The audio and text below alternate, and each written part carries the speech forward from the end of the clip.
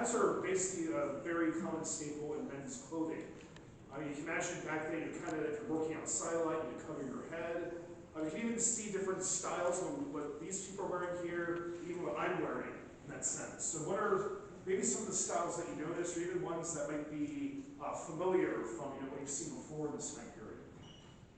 Even if they're maybe didn't have money, they're all decked out anyway. I mean, Yeah. clothing. Yes, yeah, so even you got vests and suits on. yeah, even plain clothing, kind of for our standards, this is basically all three-piece suits.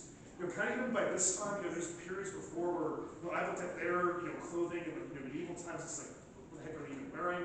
At least here. Oh yeah, exactly. I mean, again, this is kind of, I guess you consider like formal dress today. Kind of back then we have your three-piece suit, we have your breeches, your waistcoat, and your coat. Just like a vest, a coat, and pants today, like a tuxedo, for example. But again, probably like pretty much the one who's most fancily dressed here would be Washington in the middle. So if you could look at him, can anybody notice things that would kind of stand out that might indicate, maybe his status as an officer or even his wealth?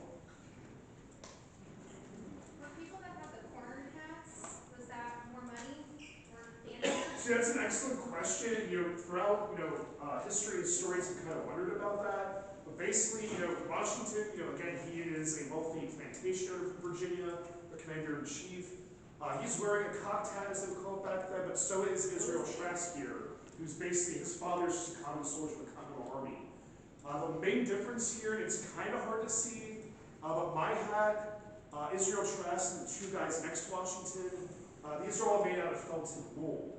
But Washington's it's actually made out of felted fur, where that would be the big difference between both there, kind of like maybe the materials we made out of. You might have the same patterns in terms of how the clothing is constructed. Might have maybe, again, for example, maybe a woman who has a linen dress or gown versus a woman who has a fine silk or embroidered clothing like that.